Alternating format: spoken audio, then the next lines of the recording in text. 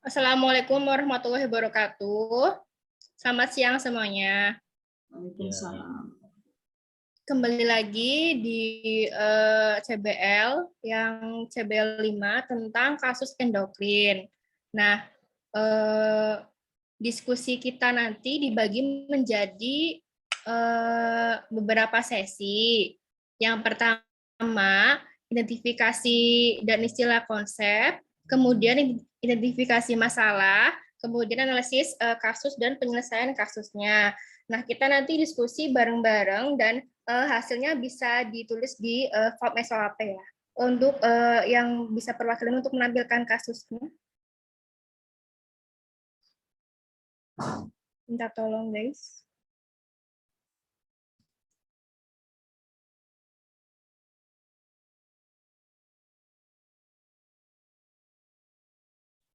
Jadi siapa yang mau membacakan kasus terlebih dahulu, guys? Untuk mempersingkat waktu. Oke, aku boleh deh mengajukan diri terkait pembacaan kasus dari CBR 5 ini. Jadi di diskus kali ini kita dapat kasus nih. Ada pasien Tuan A usia 50 tahun, dia BB-nya 60 kilo, kemudian masuk rumah sakit dengan keluhan mual muntah. Nah, nafas cepat berbau keton, kemudian luka basah bernanah pada kaki. Pasien diketahui memiliki riwayat penyakit DM dengan tekanan darahnya 90/70, kemudian nadinya 80 kali per menit, kemudian respirasinya 20 kali per menit, suhunya adalah 36 derajat Celcius. Kemudian untuk parameternya, di sini parameter pasien ini ya, Tuan A ya, di sini leukositnya dia 18.300, di mana lebih dari kadar normalnya. Kadar normal dari leukosit ini kan 3.200 sampai 10.000. Nah, pasien ini kadar leukositnya 18.300.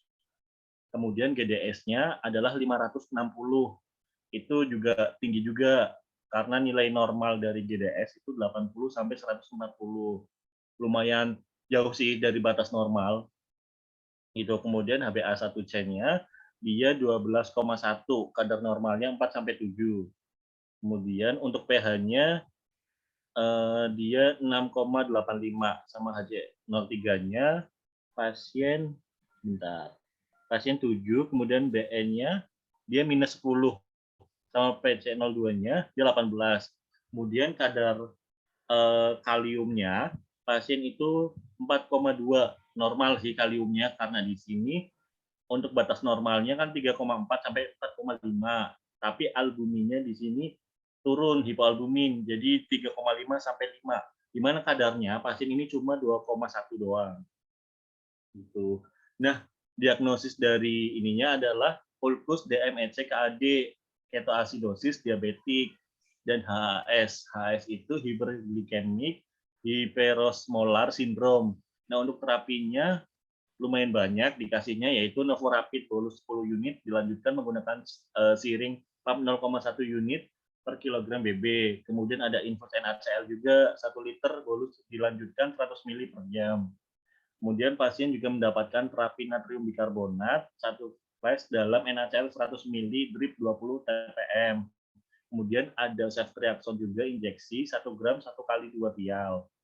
Kemudian dapat juga aspirin tuh, aspirin 80 mg 3 kali 1 tablet, dan ada albumin 20% 1 flash. Itu dari kasus ini lumayan kompleks juga sih dari pasiennya. Jadi kita untuk untuk mempersingkat waktu kayaknya dari penjelasan ini kita dibahas satu-satu gitu. Itu nggak, Lin? Ya, oke, baik. Jadi kita kan ada beberapa problematik nih. Yang pertama kan tadi dijelaskan tentang ulkus DM sama ketoasidosis diabetik sama HAS, hiperkalemik, hiperfosmolar syndrome. Nah, beberapa problematik, apakah ada yang mau menjelaskan salah satu atau dari beberapa problematiknya? Silahkan. Mau siapa dulu?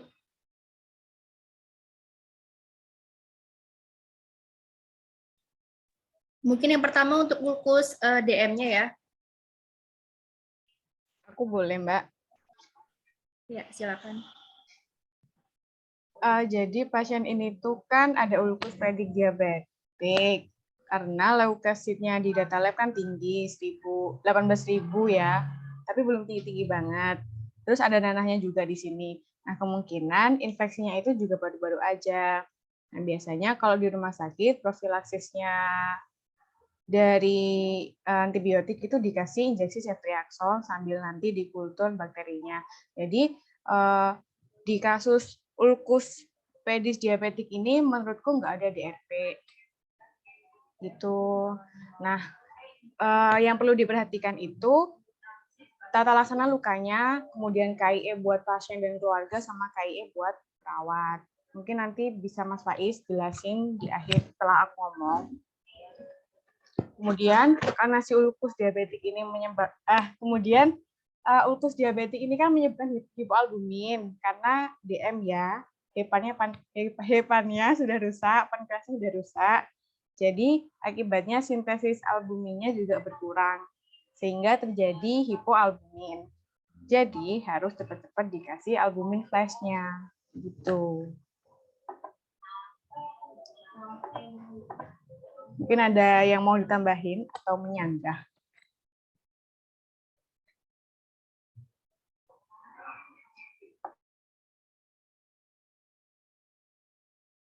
Jadi ini udah sesuai ya, Jul ya? Iya, nggak ada DRP.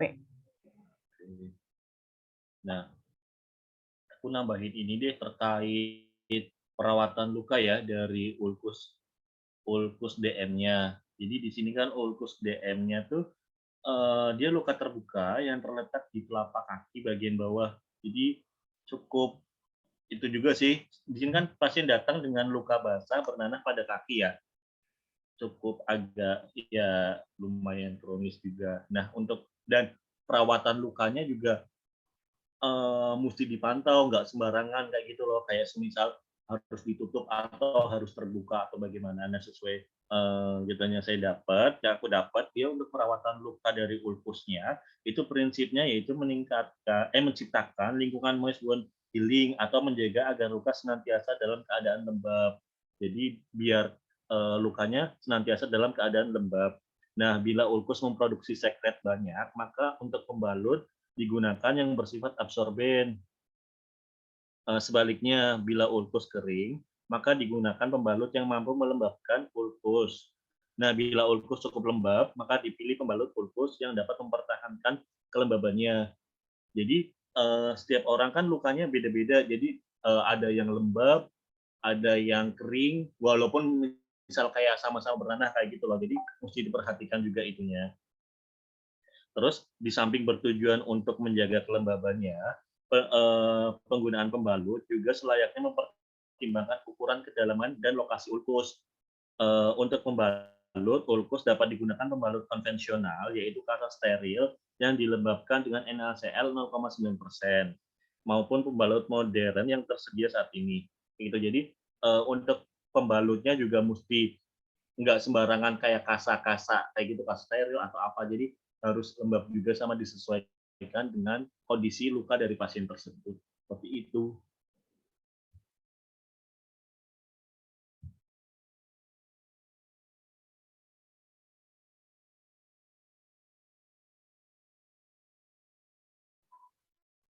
Gitu. Dari Zul ada penambahan nggak Zul terkait ulkus DM ini? Udah cukup. Udah cukup ya. Oke, Makasih Mas Faiz. Siap.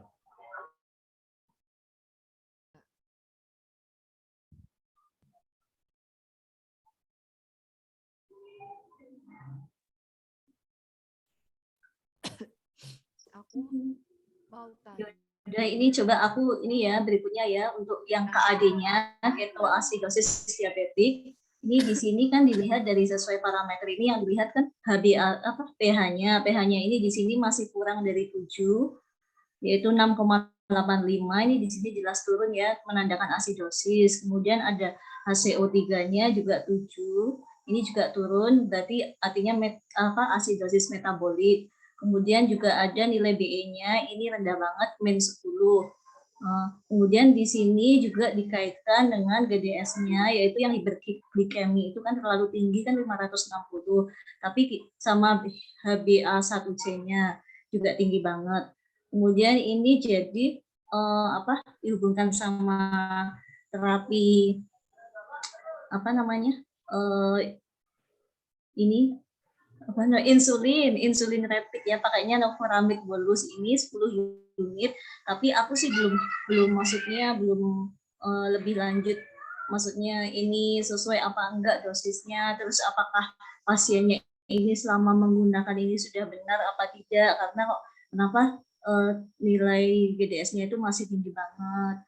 Tadi sih kata bapaknya kan karena mungkin kepatuhan pasien itu turun ya, makanya terjadi komplikasi seperti ini ya. Nanti kita coba carilah maksudnya ini sesuai apa enggak, apakah perlu diganti untuk insulinnya, pokoknya kayak gitu sih kalau dari aku. Oke. Untuk yang lainnya mungkin bisa menambahkan atau ada yang perlu ditambahkan dari pembahasan ketoasidosis diabetiknya, guys? Teman-teman yang lain? Aku izin menambahkan, Mbak. Ya, boleh. Jadi Salsa. di sini kan pasiennya kan ada ketoasidosis diabetik ya. Maaf, Salsa, suaranya agak kecil. Iya, kecil. Jadi kan pasiennya ada ketoasidosis ya diabetik. Nah, kalau untuk ketoasidosis diabetikum ini terapinya itu menggunakan natrium bikarbonat. Nah, di sini kan pasien udah dikasih natrium bikarbonat 1 flash ya dalam NaCl 100 ml. Nah, kalau berdasarkan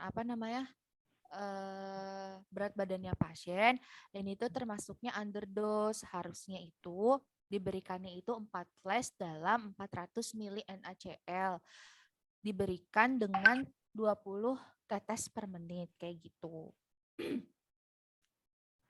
Nah, terus kalau yang aku baca ya, kalau yang tadi nyambung dari Bu Tari, kayaknya yang Novorapidnya itu udah benar, pakainya juga siring pump, dipakainya 0,1 unit per kilogram berat badan.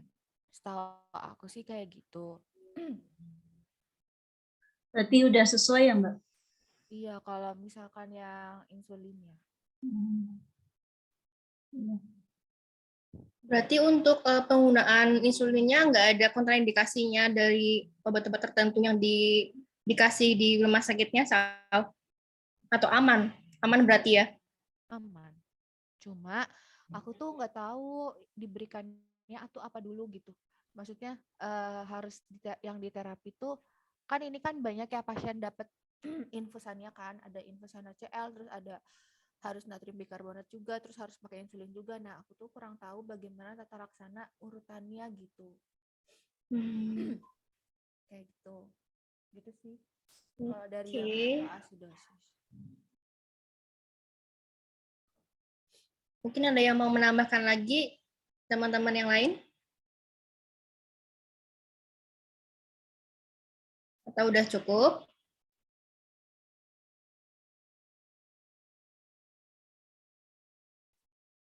Udah. Oke, selanjutnya untuk apa, Anjani? Tadi kan NA-nya dikoreksi kurang ya, Mbak. Nah, terus ini ternyata juga ada yang buat infusnya kan NaCl. Nah, itu tergantung nilai NA-nya. Kalau NA-nya tadi kurang, berarti kalau dikasih NaCl 0,9% udah bener kan ya berarti? Sebenarnya kalau dari materi yang Mbak Parido sih Pak Dewa. Suaranya kecil banget. Kalau misalkan dari materi yang Pak Dewa kasih waktu itu tuh sebenarnya kalau misalkan natrium bikarbonat itu dipakainya pakai dextrose kalau nggak salah ya D5%. Tapi waktu pas kita CBL waktu itu dari teman-teman kelompok 2 waktu itu yang di TPN tuh pakai NaCl nggak apa-apa kayak gitu. 0,9%. Berarti infusnya nggak perlu diganti ya. NaCl 0,9% aja nggak apa-apa kan ini? Iya, tapi 4 flash. Oh iya. Oh, berarti aman ya. Iya. Aman. Nah, kemudian udah berarti ya. Ada yang lain mungkin yang mau menambahkan? Mungkin yang HHS ada yang HS, Lanjut yang di HS. hiperglikemik. Ya. Monggo siapa yang mau menjelaskan? Mau Mbak Salsa dulu atau aku? kamu. Aku nyoba jelasin yang HAS ya. Mau pengertiannya dulu nih.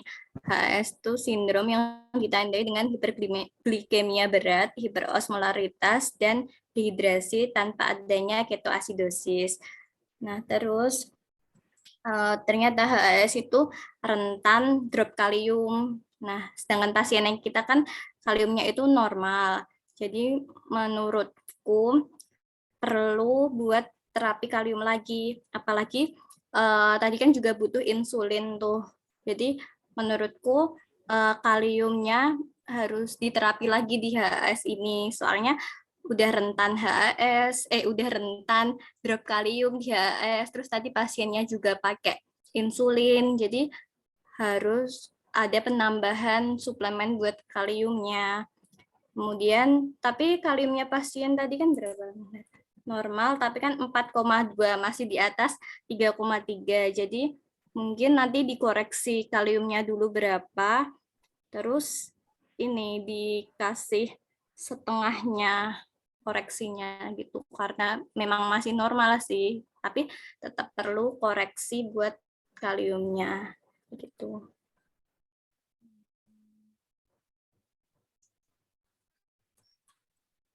Apa ada tambahan yang lain, guys?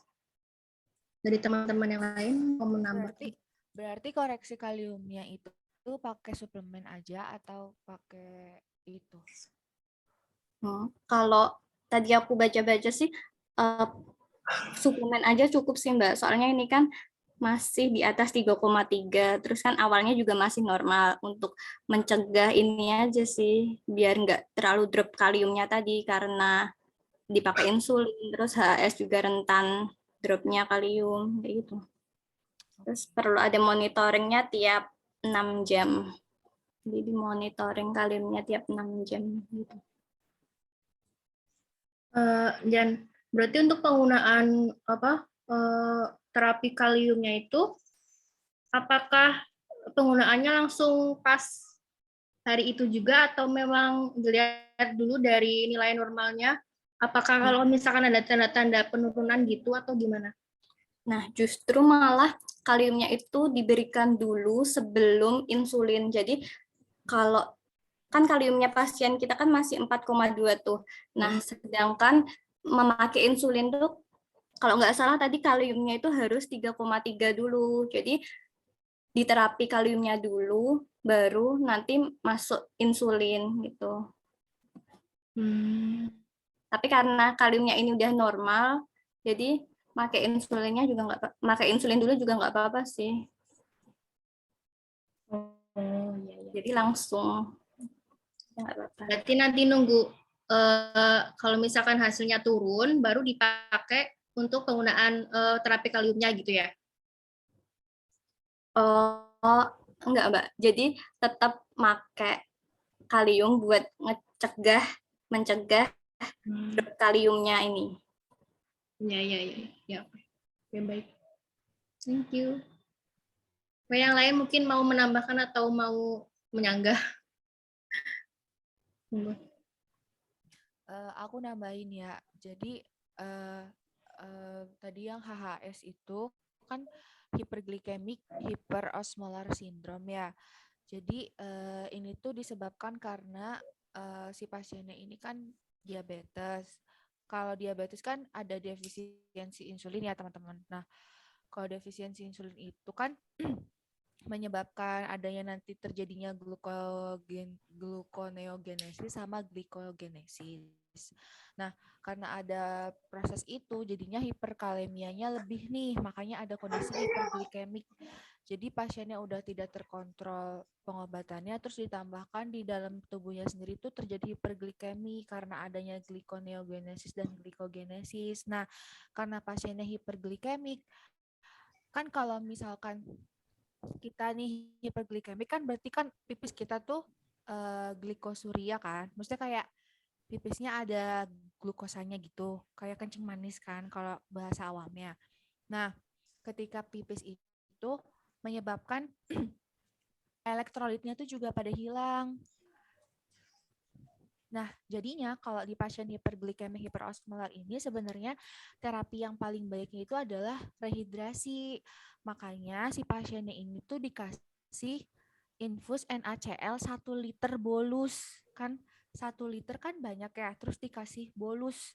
Nah, itu tuh ternyata setelah aku cari-cari tuh untuk mengatasi dehidrasi pasien karena hiperglikemik hiperosmolar sindrom. Ditambahkan tadi kalau nggak salah pasiennya itu kan ada tekanan darahnya rendah ya. Nah, ternyata tekanan darahnya itu juga tuh yang merupakan salah satu indikator menunjukkan bahwa pasiennya itu tuh dehidrasi kayak gitu yang dari aku baca-baca. Kayak gitu sih penambahan dari aku. Sekian. Ya. Oke. Ada tambahan lagi teman-teman yang lain? Kalau nggak ada, berarti melanjutkan untuk problem medik yang lainnya. Nah, di sini kan ada parameter yang lainnya tuh termasuk albumin itu kan turun dari nilai normalnya tuh 3,5 sampai 5 tuh hasilnya tuh yang di pasien didapatkan itu 2,1 itu nurunnya lumayan menurun rendah ya. Mungkin saya bisa menjelaskan ya guys. Nah, untuk terapi penambahan albumin 20%, 1 FLS atau apa itu, kurang paham juga ininya. Nah, ini sudah cukup. Udah, maksudnya nggak ada perubahan untuk berapa persennya atau berapa ini apa perubahan dosisnya gitu. Nah, tapi di sini tuh ada beberapa kayak tingkatan gitu. Nah, ada 1 FLS albumin, terus ada 2 FLS, ada 3 FLS. Nah, karena ini tuh kalau itu apa namanya? Kalau penggunaan yang 2 sampai 3 itu kan kurang dari 2 nilai normalnya itu kurang dari 2. Nah, karena kita kan nilai normalnya dari 2,1, jadi kita tetap pakai yang 1 FLS 20% kayak gitu. Nah, ini juga diperkuat dari penelitian. Untuk albumin 20%, 100 ml itu memberikan efektivitas nilai berdasarkan masing-masing kondisi pasien pada patofisiologisnya. Nah, untuk ini bisa meningkatkan albuminnya itu sekitar berapa ya? Sekitar pokoknya tuh penilaiannya itu 95% gitulah. Untuk kesalahannya itu 5% gitu. Penelitian ini. Jadi emang udah pas untuk pemberian yang 20% 1 FLS gitu. Untuk sementara jawabannya seperti itu ya. Coba untuk yang mencari yang lain mungkin.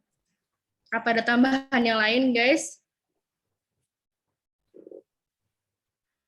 Menyanggah dari statement yang aku berikan tadi.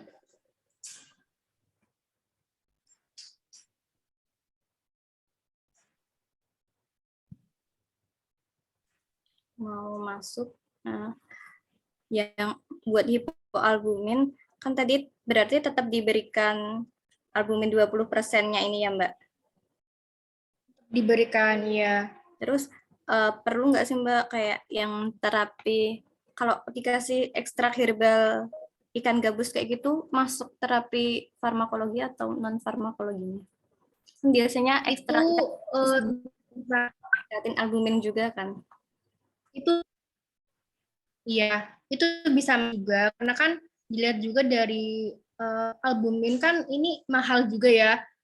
Mungkin kalau misalkan bisa dikasih kalau misalkan udah keluar rumah mungkin bisa pakai ikan gabus kayak gitu, non farmakologinya gitu.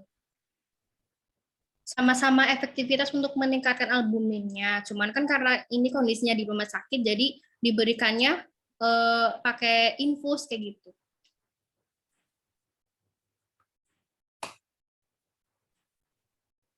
Oke, Mbak. Atau ada tambahan yang lain guys, yang enggak dari pernyataan aku?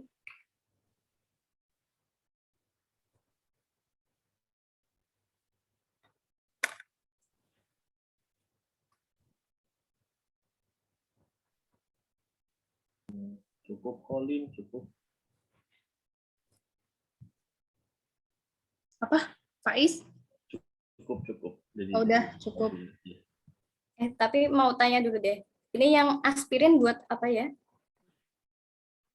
Tadi aku baca ya di Perkeni itu aspirin itu emang biasa dikasih buat pasien diabetes. Buat apa, Mbak?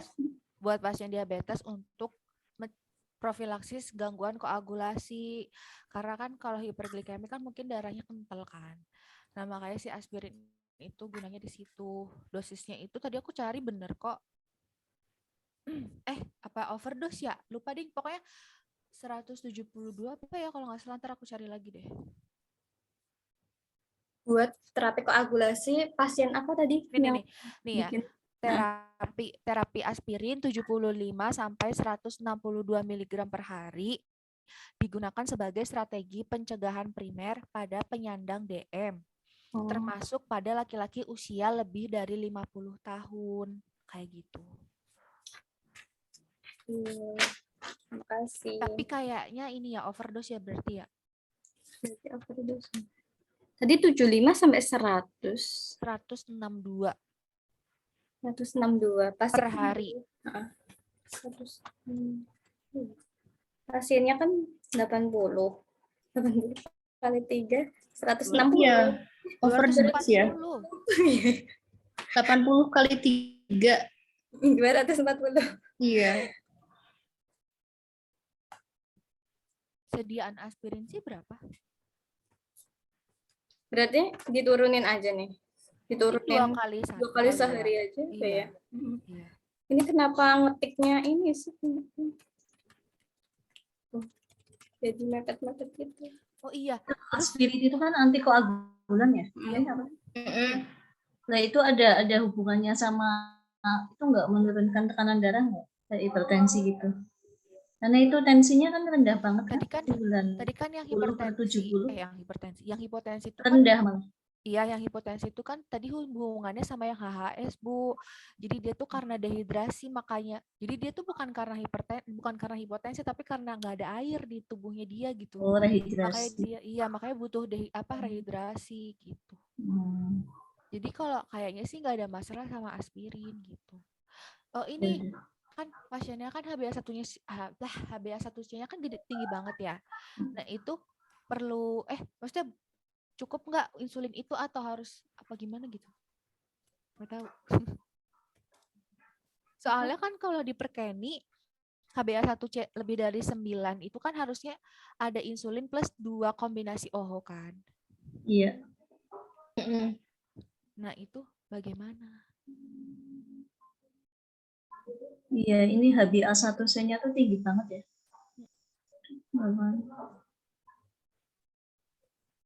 Iya, 12,1, normalnya 4 sampai 7. Hampir beberapa naiknya. 9, 10, 11, 12. 5,1.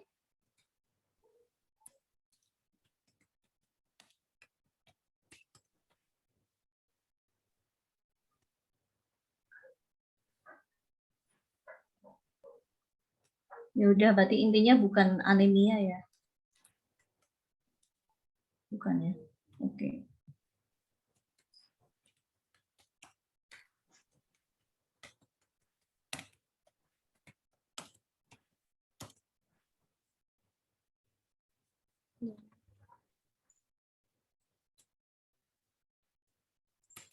Oke.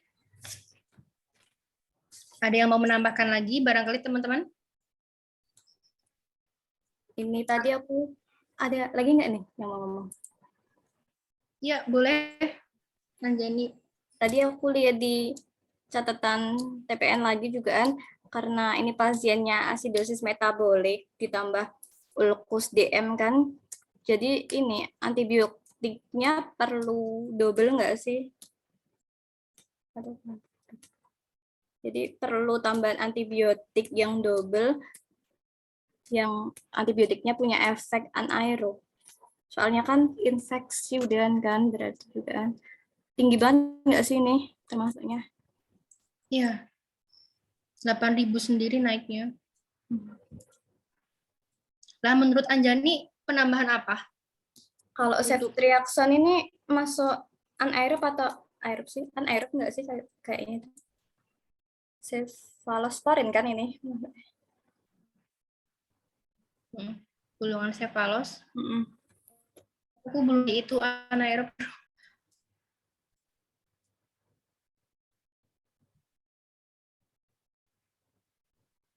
Iya Mbak Jen, itu ceftriaxone anaerob. Anaerob. Nah, kalau tambahannya berarti apa ya? Segolongan lagi. Segolongan apa mau beda? Enggak, kan ada ininya, ada apa namanya?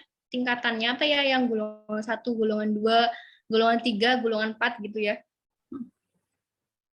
Enggak maksudnya Ini aku baca artikel tuh, rata-rata ditambahin sama metronidazole buat yang di terapi.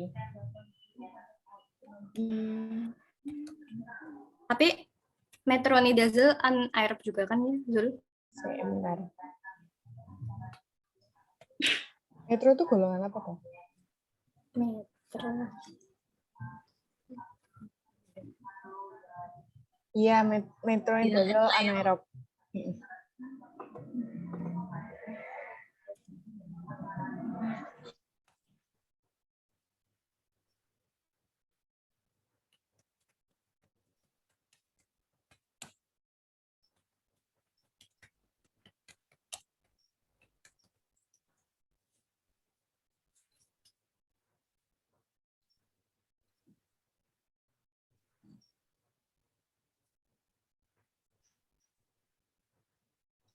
Oke, berarti untuk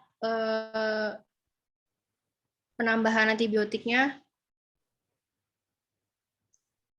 sementara memakai metronidazole gitu ya. Oke. Untuk yang lainnya mungkin bisa menambahkan atau bagaimana, guys? Atau mungkin ada pembahasan yang belum disampaikan lagi untuk mungkin yang lainnya untuk ulkus DM, KAD atau HS yang lainnya, atau yang fokusnya albumin udah cukup.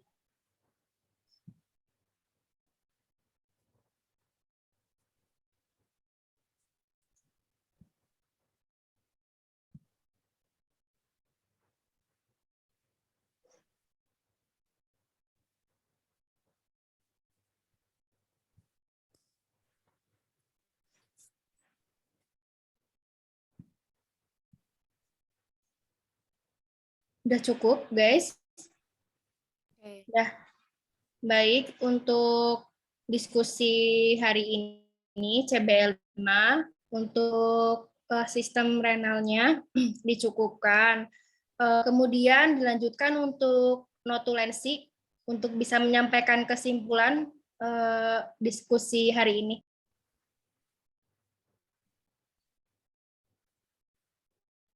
Mau di-share screen lagi atau enggak nih?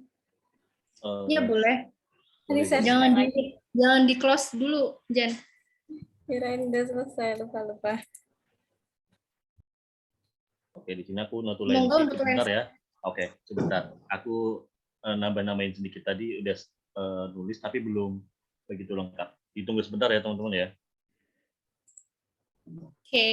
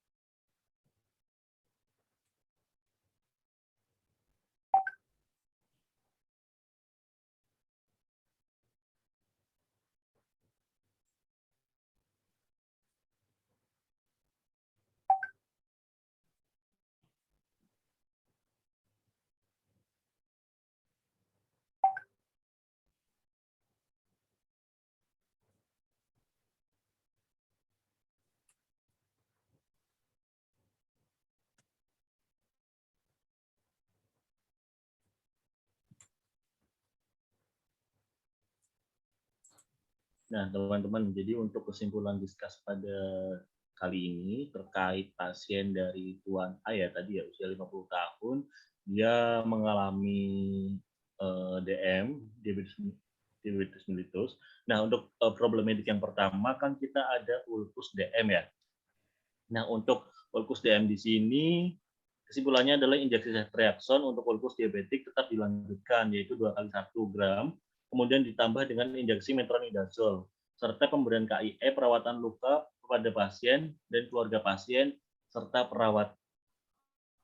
Itu. Kemudian untuk problematik yang kedua, yaitu KAD atau ketoasidosis diabetik. Nah, di sini untuk ketoasidosis diabetiknya adalah underdose, di mana natrium bikarbonatnya jadi 4 flash dalam 400 mili. Kemudian aspirinnya juga overdose juga, jadi 80 mg 2 kali 1. Kemudian penambahan AB juga, kombinasi Ceftriaxone serta Metro. Nah, untuk yang HHS, di sini hyperglycemic hyperosmolar syndrome perlu ditambahkan terapi suplemen kalium. Kemudian untuk problematik yang terakhir ada hipoalbumin, di mana untuk pasien di sini terapi albumin sudah sesuai karena nilai albumin lebih dari 2. Begitu teman-teman untuk kesimpulan diskus kali ini. Terima kasih. Oke, terima kasih Mas Faiz untuk notulensi kesimpulannya. Baik teman-teman, sudah selesai kita untuk diskusi hari ini. Alhamdulillah, Rabbil Alamin. Kita cukupkan untuk diskusi hari ini. Wassalamualaikum warahmatullahi wabarakatuh. Waalaikumsalam warahmatullahi wabarakatuh. Terima kasih Mbak Ali. Terima kasih ya teman-teman ya. Terima kasih teman-teman.